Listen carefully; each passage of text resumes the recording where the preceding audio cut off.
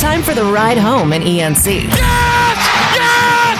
Yes! This is your 5 o'clock drive with Patrick Johnson. Holy mackerel! More news, more interviews, more ECU stories than you can shake a stick at. Hey, stop shaking that stick. This is the Patrick Johnson Show. Pirates win! Pirates win! On 94.3 The Game. Hello again, everybody, and welcome to the Patrick Johnson Show. Great to have you with us here. Let me get all my garbage out of the way. Well, we got my accoutrement here, and I'm in the studio. And I know now why I don't come to the studio. Philip, this looks like the place where Bin Laden would shoot all of his videos back in the day. That's what this looks like. I've been told we're getting an upgrade on the studio. So they tell me. That's the word? It's the word around town. That's the word around town. Bird, bird, bird. Bird is the word. All right. Believe it when it happens, right? Yeah. It's one of those. But good to be in studio. Good to be in Greenville for much of the day, all of the day today, actually. We had ECU Basketball Media Day. Let's take a look at you, Pilk. Let's see you on the double shot here for the vast video audience. Oh, the single. Pilk going with the single shot. I made the nice 3-shot and then don't say we have a very special guest today. Yeah, well, you kicked your guest out. No, I did not. He left. He just he decided he didn't. Right, he's come back in now. All right, we have a very special guest who's going to be with us for much of the show. But first, it was ECU Basketball Media Day and a special one-on-one interview with head coach of the Pirates, Mike Swartz. We have that for you right now. 2 weeks away, college basketball season, and the Pirates opener against Georgia Southern. And as great anticipation as I'm sure you have for it, in some ways it seems like it's eons away, but in some ways it feels like it's right around the corner, I'm sure. Yeah, so true. And, when you think back to the summer, I remember thinking and say, we got X amount of months, and next thing you know, you're at the first day of practice. And first day of practice, you say, we have 30 practices until our first game. And now you're sitting here 15 days away, 14 days away. So it goes by so quickly. But that old adage, PJ, time flies when you're having fun. Right. I would say being in the gym every day with this group of players, with this group of coaches, as we alluded to during the press conference, I love this team. I love these guys. I love the way they compete. I love the fact that we've had continuity with players. We've had continuity with coaching staff. And that breeds a real excitement for this season. There's a challenge of guys adapting to new roles. You spoke about that today. Could you emphasize or expand upon that a little bit with us? Yeah, some of the challenges, let's just say there's guys that maybe didn't have a very big role the year before.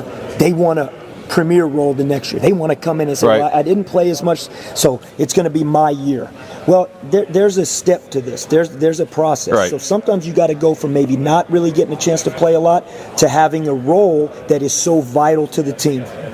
Then there's had a strong role on the team, very good, very productive, but now you have to become somebody that's a leader in the locker room, that's a leader on the court, that produces on the court. And I would throw guys like Trevi LeBeau in that, Reed Kaysen, Jay Woodard, guys that we need. And then you have someone like Jordan Riley that had an incredible season. He's a preseason all-conference first-team player. We know what he meant to our ball club last year. We don't do what we did without Jordan Riley last year. But now he will have a target on his back from day one. And so he has to elevate to a different role. So that's why this team, as excited as I am right now, 2 weeks, 4 weeks, November, December, January, I think this team has a chance to keep getting better and better. Mike, when you look at a couple of things, you have some guys that have played lead guard at the collegiate level, so that's a big thing for you. We won't say point guard because nobody's a position in this game now.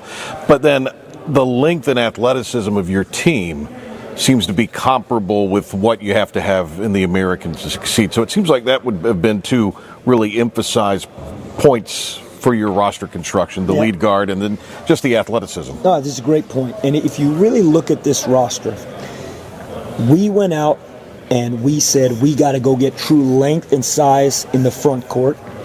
And we said we want a point guard, lead guard, and we got two of them in terms of Corey Calker and Isaiah Mbang, even with Tybo Bailey and Jay Woodard playing some minutes last year.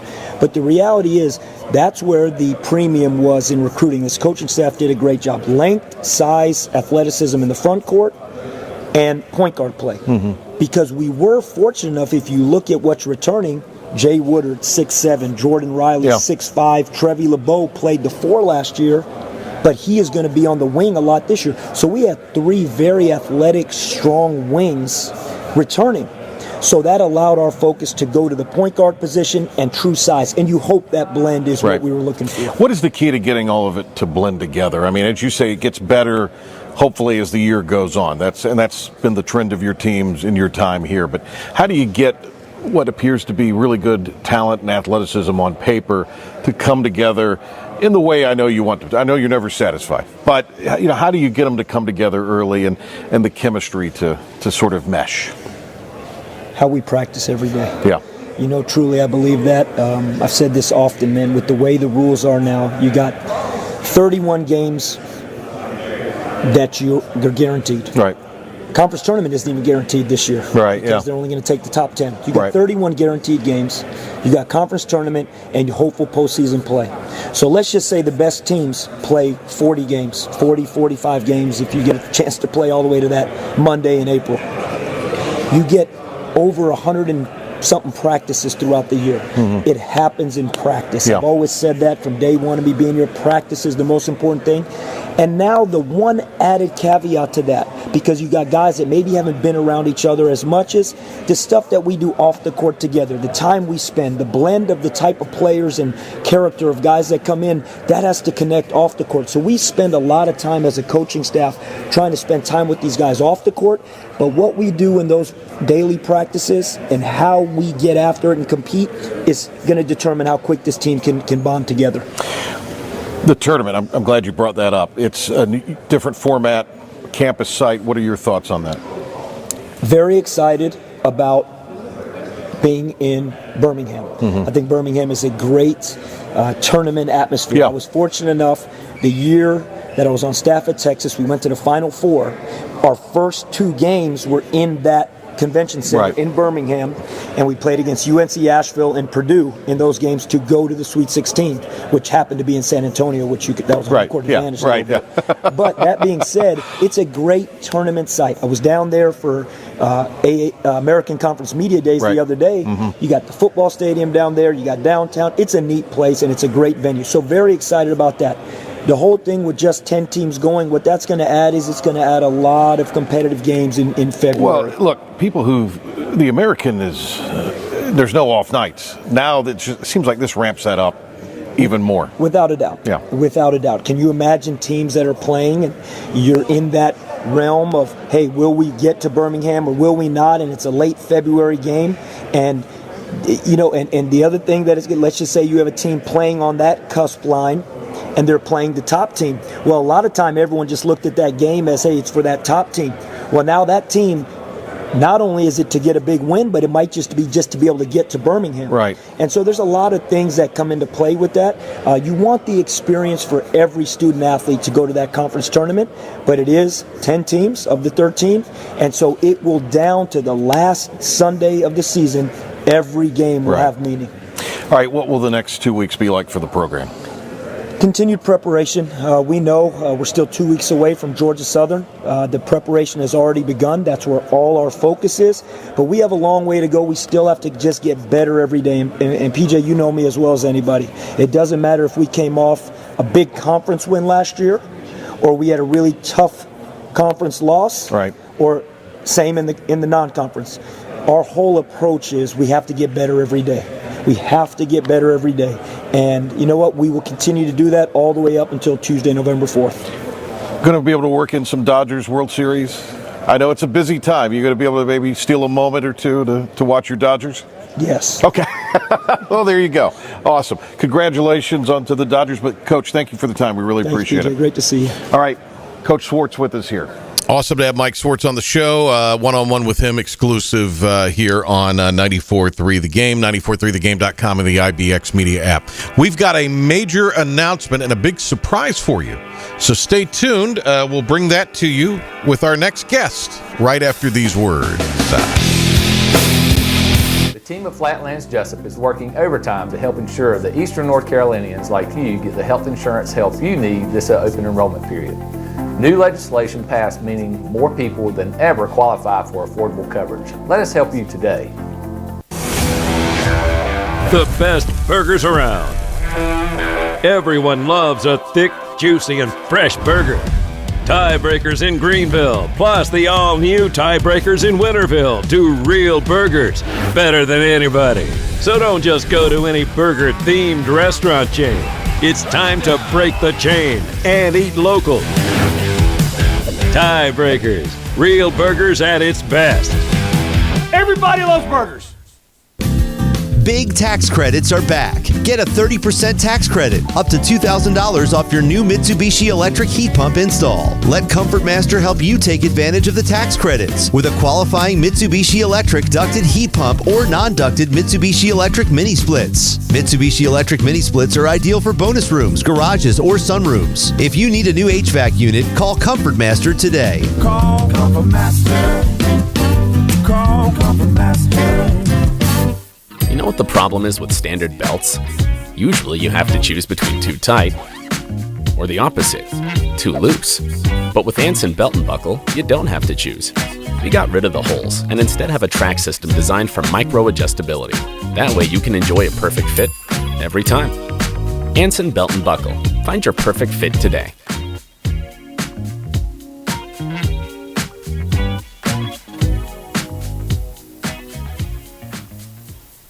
Healthwise Pharmacy rounds the bases with all of your infusion, retail, compounding, and medical equipment needs. Locally owned and operated by pharmacist Marcy Parker, Healthwise has grown to be your most trusted provider for infusion services. Currently providing in-home or on-site infusions in North Carolina, South Carolina, and Virginia. Visit Healthwise Pharmacy at 615B South Memorial Drive or call 252-295-0059 to speak to a patient service representative to find the option that best suits your needs. In this age of globalization, we've learned that bigger isn't always better. Ever tried to get phone help from a big corporation from a real person? Right. That's what's so nice about Phelps Chevrolet. After more than 50 years serving our community, Phelps remains family-owned and operated. Mike, Daryl, Wave, West, Alan, and Clay deliver hometown service and integrity, same as always. They share your experience, they share your values, and they are ready to help with any motoring need. Come get you one.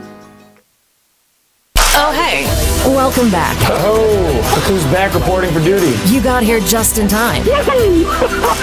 Holy nuts, man. This is the Patrick Johnson Show on 94.3 The Game. All right. Well, welcome back.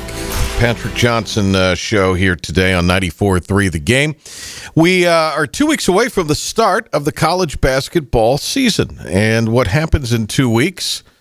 Well, it is going to be the opener for ECU. Actually, the season opens 2 weeks from yesterday for everybody else. But obviously, East Carolina got the waiver to play on Election Day, which it'll be 2 weeks from today. And they will be taking on the Georgia Southern Eagles. So, we have a very special guest with us in the studio at this time. There he is. Sonny Sonnhalter joins us here in the studio. A triumphant return to this building where for many, many, many years, Philip the Ref Pilkington, Sonny Sonnhalter was the man, the myth, the legend who was on the he was on the ECU pregame for a number of years and then the ECU postgame. And he and Big Hen would sit in here and take calls from the masses. I was vamping, Pilk. You kept getting up. I didn't know what was going on. Are you all right? Yeah, Jay was on. The problem was I had the camera set for Igo's height. You know, Jay's got about 6 inches on 6'9". Right. Great to see you, son dog. Great to see you, baby. How are you doing? I'm good. Jay, of course, for those of you that don't know, played H-back for the Pirates. What were the years? 04 to 07. 04 to 07. Your last collegiate game, you were a winner. We won in Hawaii. Over Boise State. Over Boise State. Yep. And Jay flew back with the team and got to his house, his parents' house, like 8 days before his parents got back from Hawaii. Yeah, we came back that night, right? I think it was directly into Kinston. Oh, yeah? And then, so it was Christmas Eve, so I was at home about a day before. Everybody else got there? Everybody got there Christmas night. Well, I've never asked you this. Quiet, Pilk. I've never asked you this, but so you're home there, you've just played your final college game, but you win. So what was going through your mind because you're obviously kind of by yourself in solitude at that. Yeah. I mean, the biggest thing was just like remembering, gosh, this is going to be the last time we're all together, and just trying to soak everything in. But it was such like a great moment because you're in Hawaii for a week. Yeah. And then you win the bowl game, and then you don't know, like at that point, I was working out for NFL stuff. And, and you didn't know if that was going to be the last game you ever played or not. So I just tried to remember everything and kind of cherish that moment. But it was like the best week. Pilk, for a number of years, probably close to 20. Probably more like 15. It was more than 15. You and I have been working together in various capacities. And there is, as a sideline reporter once told us, there's a real black cat, golden retriever energy here with me and Sonny.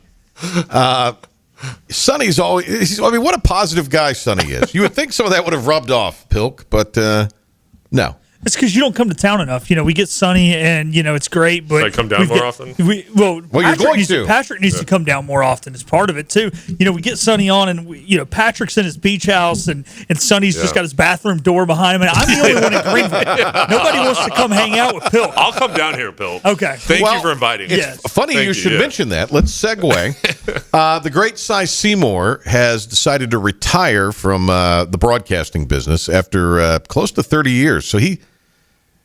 Close to 50 years in basketball between coaching and broadcasting. And we love Cy. In fact, we both were texted with Cy earlier today. I know you talked to him earlier. So Sonny, who's kind of emerged as a great broadcaster in his own right, got to start right here on IBX Media, is going to be joining me this year for the ESPN Plus basketball games for ECU. So let's go, buddy. Let's go, baby. Hey, first of all, Cy's the best. Cy's what a man. ECU basketball, and just so thankful for our friendship with Cy and everything he's done for us. And we're going to miss him so much, but I know he'll be with us. And I told him, I was like, hey, we just want to make you proud and do the best we can to uplift ECU basketball. And you've always got a place with ECU basketball and the fans, and he's been great to us. We were talking about it today, Philip. We have some very special stuff planned for some game broadcasts this year, where we would still incorporate Cy Seymour. We actually had a little brainstorming meeting with the production team today. We did. And so we've come up with some really exciting ideas. I like that. I like keeping them in there. But I do have one question for Jay here. And Jay, have you reached, you're following in the footsteps of Cy Seymour. Yeah. So the only comparison here is, have you reached out to Kalen DeBoer about following Nick Saban? Have you reached out to John Shire about following Coach K? I'm making the calls. That's the only really comparison we have right now to what you were doing, and those guys have done a good job in those shoes. So you got to talk to those guys. Yeah, I got to make some calls. But I'll tell you what, everybody knows Cy. Like everybody. Yeah. You can be in North Carolina or somewhere else, and if you bring up Cy or bring up ECU basketball, everybody knows him, and everybody always says something positive.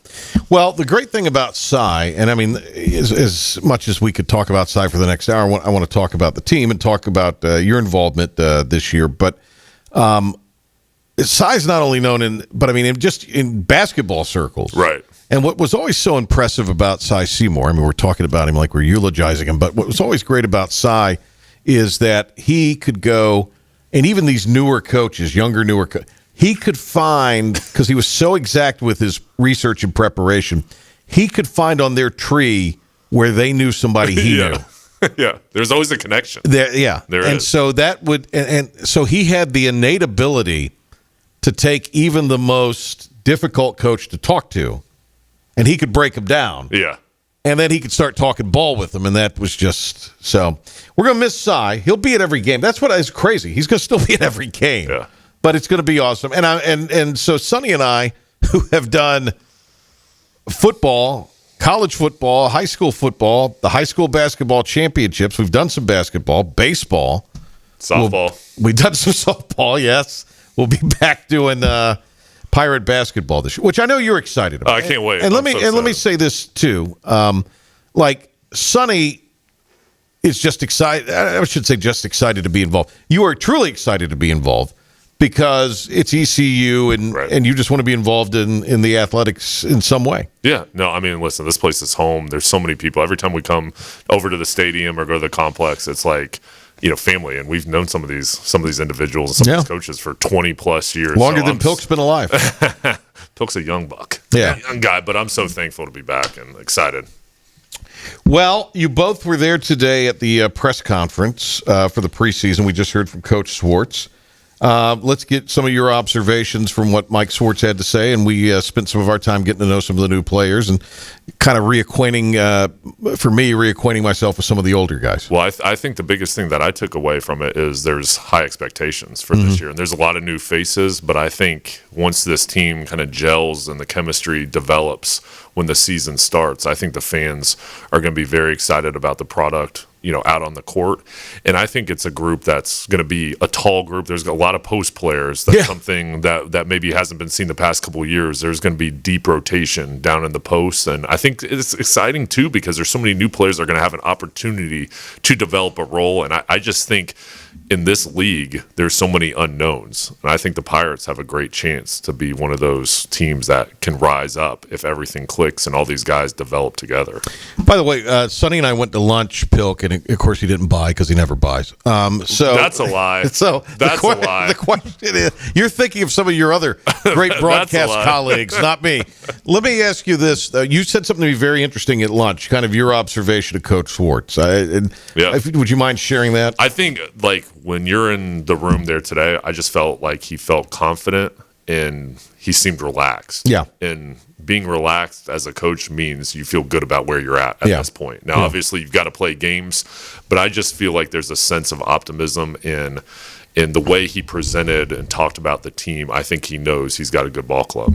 So, Pilk, Sonny and I were there just kind of talking to some of the players. We didn't get to every single one of them, but we got to a lot of the main guys we wanted to talk with, and it was interesting.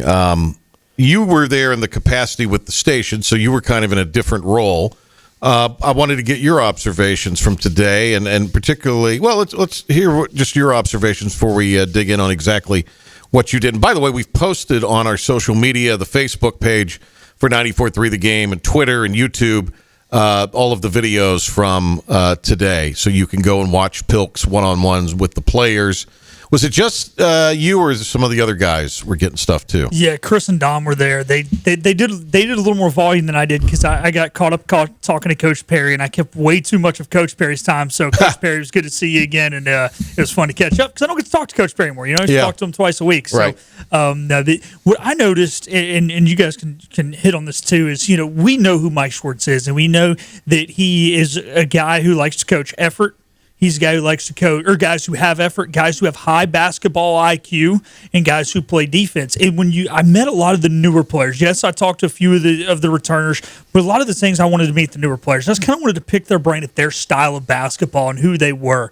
And without me throwing them the little softball pitch down the middle, saying, hey, what's the team identity? Wanting them to say defense. I just kind of started picking their brains, and I realized that these guys are all high IQ guys. These guys are basketball fans. They're not just basketball players. They mentioned guys who had influenced them, whether it be high school coaches, whether it be older siblings, whether it be guys who they've played against or played with. And I think when you've got a mindset of young men like that, and you've got a coach who wants to go out there and be the smartest team and the most hardworking team and a team that plays 94 feet on both sides of the ball, it seems like Coach Swartz has recruited the type of athletes and the type of young men that he wants in his program. And that's so hard this day and time with the portal era, because sometimes you just got to go grab a guy. Hey, we need a big. Well, let's get the best one we can get. But maybe that young man doesn't fit your mold as to who you want to be as a basketball team. And I think Coach Swartz and his staff found young men that fit that mold. We talked to Jordan Riley, and that was enjoyable. I enjoyed our conversation with Giovanni Amajuro. I got to get that down before 2 weeks. Yeah, spell it. We need a vowel. We need to give him. Can we get a vowel? Yes, we did it. Geo. He's supposed to be Geo. He'll be Geo. Hey, look, I've spent the last several years getting pronunciations from Cy, so you got to be able to handle that. Come on, Sonny. You're not from Elizabeth City. But no, Geo I thought was really cool because here's something that he said, and I don't know if you picked up on this, Pilk. I thought this was very interesting. Geo said, I like the way that Coach Schwartz is direct. And another player, Corey Calker, said it. Yeah. There's no BS. Coach Schwartz is direct with you. And I remember C.J. Walker talking about that. He said the honesty from Coach Schwartz and the staff had as much to do with anything me going here. And now he's playing over in Israel. And that was interesting to hear Gio say that. Well, and I think that's rare because I think a lot of coaches don't necessarily tell you the truth. They tell you what you want to hear. Coaches, what? No. So when you get told the truth, and then also the other thing they mentioned was how organized and detailed it was. So basically what they're saying is, hey, he's going to tell me the truth, and this is a business, and we're coming here and we're ready to play and we're ready to do our job. Where a lot of places, it's not that way. There may be some growing pains, but Corey Calker, the point guard, That's going to be my guy. That's yours? That's going to be my guy. In fact, you missed this because you were away signing autographs or kissing babies or something. But I don't know. Well, we talked to Jay Woodard, which more on him in a minute too. He called Corey the babyface killer. Uh-oh. Yeah. I thought that was great. That's a great. Patrick likes it because babyface is a wrestling term, and anytime Patrick can find a wrestling term to put into another sport, I'm not a baby. Gets him a little gimmick. As we talked about yesterday. I'm a heel. I'm not a baby. He's a heel. Oh yeah. Sonny's the ultimate babyface. Captain America, but I'm you were intrigued by the technology. Well, we'll get to Woodard in a minute, but the thing there's you mentioned the length, the athleticism. They got a back to the basket, big and Geo, and look. Pilk, how many of those games in January or February, it's a grind at that point and you need a bucket, and instead of trying to maybe create something on the perimeter, which, R.J. Felton was able to do the majority of the time the last 2 years, but last year especially, the luxury of just being able to feed it into somebody on the block, knowing that you're either going to be able to have them relocate it for a clean look or they're going to be able to finish. That's huge. Well, and it creates double teams. If you have somebody down low that can score, hey, pass it down there, let him go to work, or if you get a double team, he's going to kick it back out. You're going to have a wide open shot. So I think that's something that's like a security blanket. It's almost like, in football, a tight end, somebody over the middle that quarterback can depend on. In basketball, if you've got a big man down low that can score and be a threat, which ECU hasn't that's an opportunity. Hey, just get the ball down to him, let him do his thing, and then if it gets kicked back out, you're going to have a wide open shot. Now you got to be able to knock it down, and that's going to be the thing for this team. Is going to be who's going to be able to step up and make those 3-pointers. I think Corey Calker, though, is going to be a baller. I really do. And they have a point guard, and I think that's a big thing. And then you have the other kid, Isaiah Mbing. You got a couple of guys that have played point at the collegiate level. Calker, maybe a little under the radar, had a great JUCO situation. In fact, what's really tough is he went to a junior college in Northern Virginia, and they discontinued their basketball program while he was there. Oof. Yeah. And so he had to end up going to the one down in Florida, in Melbourne, and he just tore it up down there. And, now he's got a couple years to play Division I. And he played for Morgan Wooten's son at Bishop O'Connell, which is one of the top programs in the country up in the Northern Virginia area. Yeah, so. But you know what that tells me, though? Some of these guys, when we talked to them today, they didn't have easy paths to get to East Carolina. Yeah. So what that shows to me is, A, you really love basketball, and B, you haven't been at easy destinations, so you're a little bit weathered, a little bit tougher, and you're appreciative of this opportunity and a lot to prove. I don't know how much we're going to see Luke Davis from South Central, but, man, how great was it talking to Luke? He's great. His dad's a pastor. He used to come to the football games, the basketball games there. He didn't remember Sonny as a player. He's probably a little, he wasn't born yet. He probably was. No, he was born. He was probably he was born. It was probably one of those where he was like he would come. He was excited to go to the game. He remembered all. He remembered all the passes that Sonny dropped. That's what he did. There wasn't any. Patrick totally set me up for failure. Then he goes, do you remember? And then I go, do you remember the guy that was sitting in the stands and pointed at him? Yeah. Well, that's where you're wrong. Luke loved that one. Patrick likes to set you up like that and make you look bad. That's where you're wrong.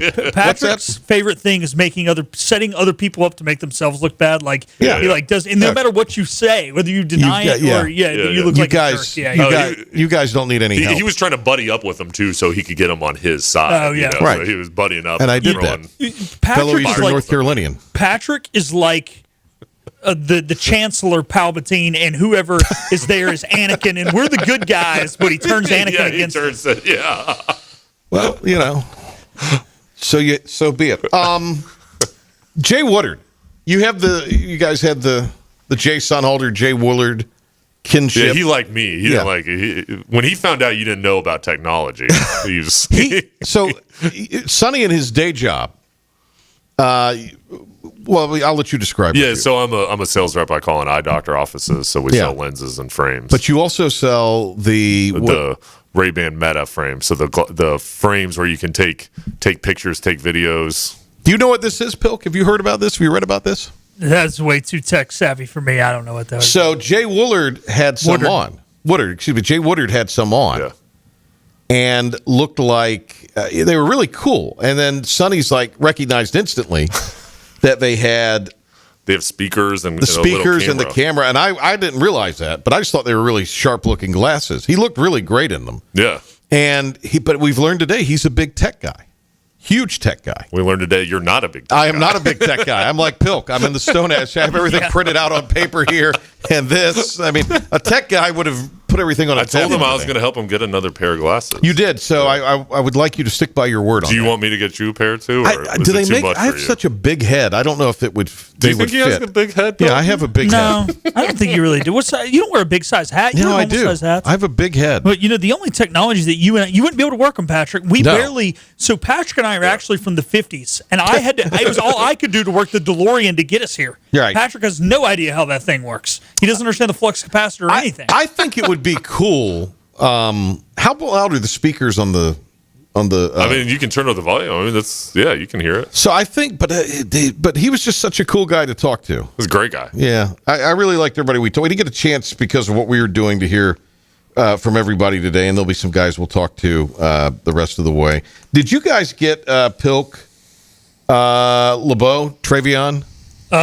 Chris and Dom did. Okay, so we could go back and watch it on there too, Sonny. Since we didn't get a real chance to talk to him, and Reed Kaysen as well. It'd been good to talk to Reed, but I enjoyed meeting with those guys. They look like a basketball team. They do. Yeah. When you see them, you say, okay.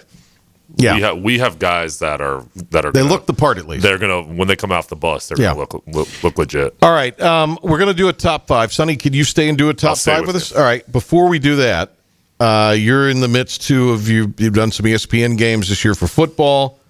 ESPN, I guess everything's ESPN now. I don't know if you've noticed that. It's no longer ESPN Plus. It's everything because they want you to buy the app, right, and pay that gargantuan amount of money so you can pay Sonny's exorbitant salary for being on the broadcast this year. But what's wild about that is now we can say I can say I'm on ESPN now finally after all these years. But you've been doing some football. Yeah. What have you been up to with that? Because Sonny has become a big star in the college football space, Bill. So we've done a couple American games. So I saw Memphis and Temple. Yeah. This Were you year. surprised? Of course, their quarterback got hurt. Were you surprised Memphis got beat losing to UA? And I know you like Trent Dilfer a lot. I liked him a lot actually, but they weren't very good. Yeah. And I think they rallied around Alex Mortensen, that's a great story. Which is amazing. But I was shocked Memphis lost because Memphis is good. You did a Temple game in Philly. Temple when East Carolina plays Temple at Temple, the Pirates will have to be ready. Yeah, because Temple's been bad for a while now. Mm-hmm. They're going to be good, and they're good right now. They lost. I think they've got Tulsa this week. I think they do. They have Tulsa, but they should have beat Navy. I was going to say they lost a couple weeks ago in heartbreaking fashion to Navy. They've lost to Oklahoma and Georgia Tech. Yeah. And I met with their coaches, watched film, know how good they are. Yeah. So they're going to be those three teams have a combined one loss, by the way. Yeah. When you get it, because that's part of what you kind of get to do when you go in the day before is you'll sit down with the coaches and watch film. Can you kind of tell when you're watching film with coaches, like, in your opinion, who's legit and knows what they're doing? I can tell within 30 seconds who's legit and who's not legit. Now, obviously, once you get deeper into conversation, you can kind of realize, to what level. Right. But, and you know this, meeting coaches and everything, you can tell who knows what they're doing very quickly. Yeah. And then also with the assistants, too. I mean, that's a big thing. It's not just the head coach. Yeah. It's the coordinators and the assistants. Well, you spend the most of your film breakdown stuff with the assistants, or with the coordinators. With the coordinators. Yeah, with the coordinators. Yeah. And then you've done some stuff in the SoCon. You were out. Yeah. Where were you You were out Furman versus Wofford on Saturday. Yeah, because Henry was all excited because Henry was watching the game and then taking credit for your success. Which, by the way, we are nominated again, WTIB, our sister station, for a third straight year for a Marconi Station of the Year tonight. And I think we win it, Pilkington. I think we do. Third time's a charm, baby. Because Trent McGee was here on Talk of the Town earlier and said all the other stations are first-time nominees. So I think this is the year we win. I told Henry he needs to have a speech. Here's my worry. Mm-hmm. The third straight time the Bills made it to the Super Bowl, they were playing Troy Aikman, who had never played in the Super Bowl, and they lost like 52 to. Well, but they were the Bills. That was different. Maybe we're the Bills. Ironically, we are up against a station from Buffalo. Yeah. Okay. There's one of the Pensacola, Buffalo, Tulsa, and Boise, and then little old Greenville. We should win. We should. We're winning. We deserve it. Just this segment right here, we should submit next year, and then we'd be nominated. All right. Pirates, though. Give me a quick primer on their season and what you've seen out of Blake Harrell. Well, love Blake Harrell. I think the Pirates are going to have a big second half of the year. I think the offense has shown a lot of promise, the defense as well. And I think, all right, you play against NC State to begin the year. That's a ball game. You want to win the BYU game. Tough non-conference, but it's all about conference play. I think the biggest game is going to be this next game against Temple. Yeah. If you can beat Temple, then you should come in and beat Charlotte soundly here. And then you set next up with two Memphis. games, and then you kind of have momentum going into November. Yeah. So the Temple game, you have a bye week. I think this week of preparation, getting healthy is going to be huge because that's going to be a tough game. On the road, there's going to be 1,000 people in Philadelphia at that game, so you're going to have to bring energy and you're going to have to play well. Yeah. All right, we will hit a break here, and then we'll do our story top 5. I think today's a 3-segment show, isn't it, Bill? It is, yep. Yep, okay. So our top 5 when we come back on The Patrick Johnson Show. This is about you, your family, and the health of all who live in Eastern North Carolina. This is about the transformation of a health system into something more powerful and more human, about creating new ways to treat disease and keep you well. This is about ECU Health, which is to say, it's really all about you. ECU Health. Minds, hearts, purpose. You have a choice when you invest in insurance, and when you choose First State Insurance Advisors, you're working with people you can trust. Clark Stallings has deep ties in the community. His team, including Keaton Smith, Regina Asby, Phil Leyva, Max Joyner Jr., Max Joyner III, and Ginger Smith, provides knowledgeable and professional advice. First State Insurance Advisors is an independent insurance agency. They offer all types of personal insurance as well as various types for business. Call or email First State Insurance Advisors today. We want to be your trusted choice agency.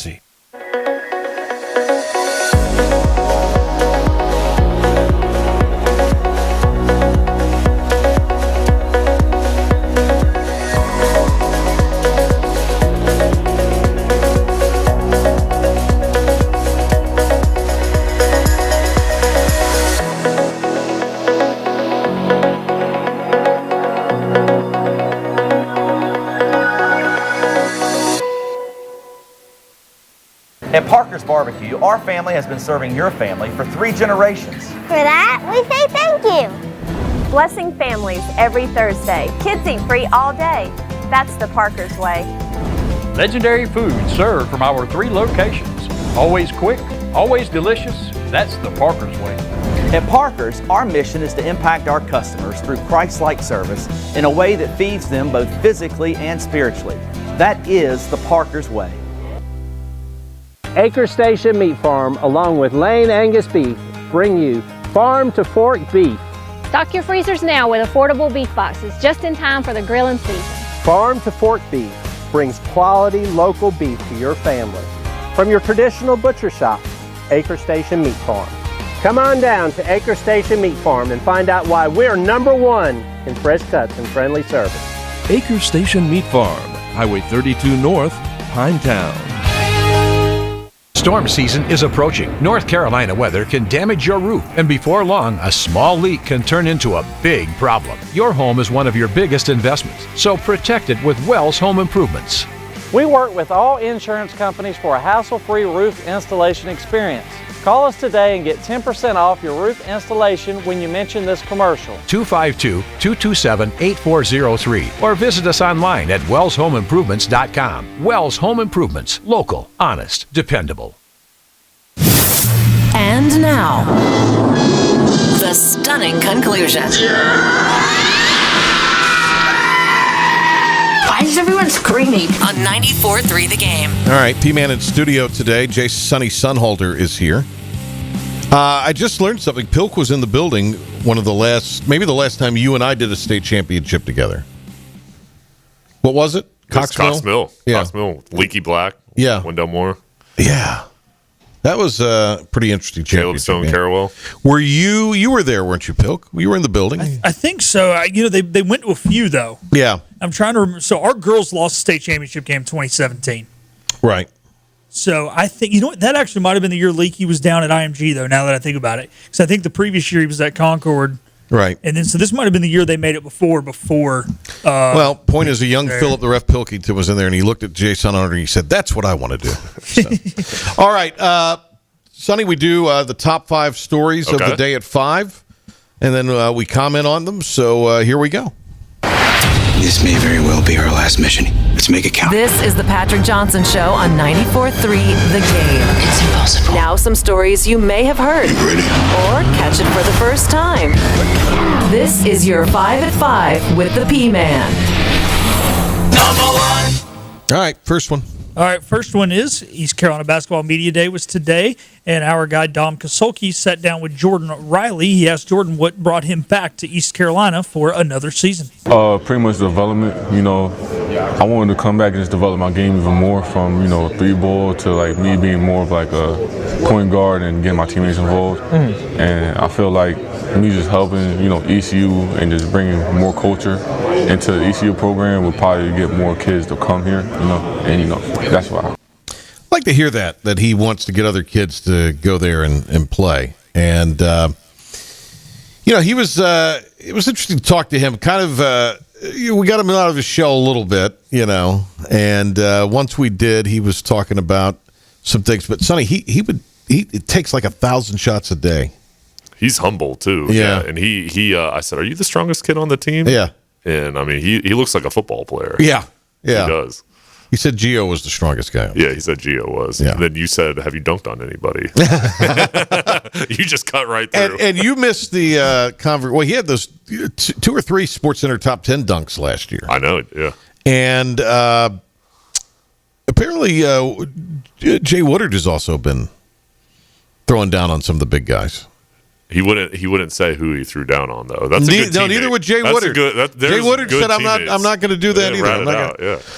Look, I hope Jordan can take a step with his scoring. I think that will be a big. Guys are going to have to step up scoring wise. But I think it's interesting. Like a guy like Riley and Woodard, and probably even to a degree LeBeau, took sort of, I don't want to say a backseat, but they took that complimentary role last year. So RJ could have such a great year, and CJ Walker could have such a great year, which is, it's now it's your chance to sort of step up. And those guys had to do that too. They had to play a backseat earlier on in their careers, but now it's like, all right, who's going to be that guy at the end of the ball game when you call a timeout? Who's going to get that call and who's going to get the ball? So I think he's got as good chance of anybody to step into that role. Yeah, absolutely. All right, Pilk, what we got next? Number 2. Number 2, sticking with the hardcore. NBA season begins tonight. Rockets will be at the defending champion Thunder at 7:30. The defending champs are 6.5-point favorites in that contest. And the nightcap out on the West Coast in La La Land, the Lakers host the Warriors. Golden State comes in as 2.5-point favorites in that one. So a couple of things here with this. They are both on NBC, like the Peacock Network. They're on national. This is on over-the-air television. which I think this could potentially be the best thing that's happened to the NBA in years. The NBA song's back. The NBA, the John Tesh round ball rock is back. But I really do think this is probably the best thing for the NBA. I think ESPN has been in some ways, detriment to the league. And the same thing, really Fox with Joe Buck in the booth for baseball, I thought was becoming a bit of a detriment to that game. And so, and I've said this before on the show, the thing about the Rockets that's interesting to me, Pilk, is that I think their shortest starter is 6'7". Everybody else is 6'11". You didn't know I knew that, did you? No. And then I'm a little disappointed in NBC falling into the ABC, ESPN trap of little Steph Curry and LeBeijing. Right. LeBeijing ain't playing. He hurt. But they didn't just make this schedule yesterday, That's his nickname? That's his nickname. Yeah, because he's a sellout for China. No, I know. LeBeijing. So, I mean. I agree. That's and I know he's hurt, but I mean, when they decided, we're going to air that on opening night. I know. Before the world. For Bronny. Is it for Bronny? Yeah, it's for Bronny. Bronny couldn't hit the fat ass of a hog. It's Luka. Hey, Luka is the real star. Luka is the real star on that team. Luka and JJ Redick. But here's the problem with Luka. I might be in better shape than Luka. Not this year. Okay, I haven't seen him. Oh, he's on a revenge tour. Is he good? He lost all that weight. Good for the him. Mavericks did. Yeah, in the offseason. I mean, he's coming out. He might be the MVP this year. The Lakers will be better off once LeBeijing and little Bronny are gone and they build around Luka. Then they'll return to greatness. I agree. Pilk Celtics will stink this year. They're not going to be great, but still, look, man, you got Jaylen Brown. You still got a great supporting cast. Are they going to be a favorite? No. They'll be a playoff team, maybe. Yeah, maybe. They're still a solid ball club. Well, the East is pretty bad. The East is not great. Is bad, and let's not sit here and act like Jason Tatum was the only great player on that team. And that was a solid roster. It was a championship contender roster. Yeah, but they traded everybody. They got rid of everybody. They do have a lot of new players. They do have a lot of new players. But dude, you still got Jaylen Brown, still got Peyton Pritchard. I like their coach because he's a wise ass. I like that guy. I like Missoula. Yeah. He's a little weird, but I like him. All right, number three. Number three. All right, number 3, Carolina Panthers have signed a new quarterback due to the injury to Bryce Young. It looks like Dalton's going to get the start. Backup will be Mike White. Interesting enough, Mike White was on the Buffalo Bills practice squad. The team that rolls into Bank of America this week will be the Bills. So are you saying there's a little gamesmanship there, Pilk? There is. The question is, does Mike White send all his playbook to the Bills, or does he help the Panthers out? What is he going to do here? Well, who's employing you now? Now it's the Panthers. So. You know who you should always be loyal to? Whoever's signing that check, baby. The paycheck. Well, they may cut him next week after. Sure. They may cut him Monday night. But you know what he gets? An NFL check this week. Yeah. That's what he gets. Well, it doesn't matter because the Panthers are going to lose, right? They're going to lose regardless. They could bring Tom Brady and they're going to lose. But, so I still would have signed like I was trying to think, Mike White, he played at South Florida for a hot minute. Yeah.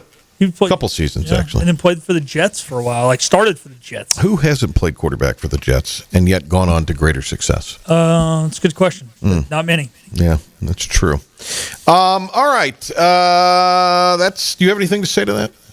No, I mean, these teams do that all the time. I'd love to see what their interaction is with the I'd love to be on the inside of that and be like, tell us what you know. We had a good discussion yesterday in that I think in some ways Dalton may be a little better equipped to handle the Bills up front with a pass rush than maybe even little Bryce Young would be. I agree. I mean, I think Andy Dalton could be a starter.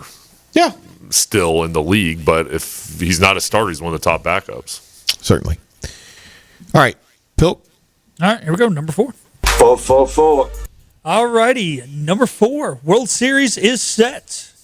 Jeff Hoffman gets the final out last night, and the Toronto Blue Jays, for the first time since 1993, will go to the World Series to face the Dodgers, who've won it twice since the year 2020. Jeff Hoffman, former Pirate, and I think more so than Yusavage. Yusavage will be important during this series quite clearly. But I think Hoffman has a chance to be the guy that, if you're talking ECU pitchers or ex-ECU pitchers, that could be the story on this because he's going to be called on to close out games. The bullpen in the postseason is probably more important than even the starting lineup. Sure. Because you have to be able to stop the gap. And, I mean, he's going to have an opportunity to probably pitch in every game. The other thing is the way that the starting pitching is crafted for the Dodgers. It's in many ways like the Braves of days of yore. They're kind of built with their starting pitching for the postseason. And their philosophies mean go out and get the best starters. And it's worked. I still think that the way Major League Baseball handles pitching, I know what the numbers say, but it just, you get to this time of year, and if you've got a guy that's starting that can eat up innings and be productive. I mean, what have we seen you Savage do in this postseason, Pilk? Go into games at least to the sixth inning, and it's been outstanding. You got to have starters. You got to have starting pitching. You just can't piece it together the whole way. You can't. I mean, so you can piece a game together. You can't piece a series or a month together. Correct. You know, sometimes when you get in those Game 7 mindsets, yes, you do yank that start early. We go back, and when you look especially back in the days of the one-game wild card game, which was short-lived. But let's go to, let's say, 2021, for example. Garrett Cole gets the start in the wild card game. Look, that is a do-or-die Game 7 scenario. He gets in a little trouble second or third inning, and they get rid of him very quickly. And you have to go in there and give yourself the best chance to win on that day. But again, like you said, Patrick, you got to have starting pitching, and sometimes your reliever is your starter, right? We go back to the Seattle Mariners in Game 5 of the DS this year, and they had to rely on guys who were starters to come in and eat 3, 4, 5 innings. That is part of baseball right now, and you got to have the high leverage guy. You got to use them at critical situations, but if you can't have a guy who can eat innings and pitch well, then you're in a tough spot because there's a lot of innings that you have to be successful in. It's in basketball where you get 3 days off between games because, the NBA players need to rest because, they're world-class athletes, but they're wimps. Baseball players aren't wimps. They play every day. Dodgers in 6. Dodgers in 5. Wow. Okay. I think it's going to be 5, yeah. All right. I'm just giving the benefit of the doubt. There you go. All right. Last one. 5. Number 5, Patrick Johnson is no longer a Carolina Hurricanes fan because they lost last night. Every team in the NHL has at least one loss, and Patrick will not be a Canes fan until the playoffs start and they win their first. Well, no, here's what they're on the West. How long are they on the West Coast for? Like 18 months? Goodness. Something like that. Somebody told me it might be closer to 19 now. So they had the 3 California teams. They played Vegas last night, then they got Colorado Thursday and Dallas on Saturday. So 6-game West Coast road trip. Thank you, North Carolina State Fair. Right. They're on there for the fair and the Billie English concert. Did you go to the Billie English concert? Billie Eilish? No, I didn't. Who's that? The Billie Eilish? Oh. Not Billie English. Did you go to Chris Brown at the... No, I missed both of those. You wanted to go, though, didn't you? No, not. Okay. No, I don't. No, he's bad. Yeah, Chris Brown. Yeah, that's questionable. All right, so they're still look, 10 points, 5-1. Look at you! You know how many points that is. I'm proud of you. He knows all the hockey jargon. He is. He's been hanging out with our guy Brian LeBlanc just enough. To Pilk. What I will say this about the top 5: it's gotten me to pay closer attention to things. Yeah. Which is a positive thing because I have opinions. We covered football, basketball, baseball, and hockey today in the top 5. It's why this time's the greatest time of the year. Did you like the top 5? I did. I love that. All right. Sonnhalter, 2 weeks, will be joining me on the ESPN app, ESPN Plus for ECU basketball this season. Looking forward to it, buddy. Thank you for coming in the studio today. Can't wait. Thanks for having me. This is fun. All right. Pilk, great job. Pilk will be on tomorrow doing sports on Talk of the Town. I'll be on with Benny Hardy hosting 7 in the morning. Best of luck to WTIB and the Big Hen up in New York as they go for Station of the Year. 3rd time the charm here. All right. Have a great rest of your afternoon and evening, everybody.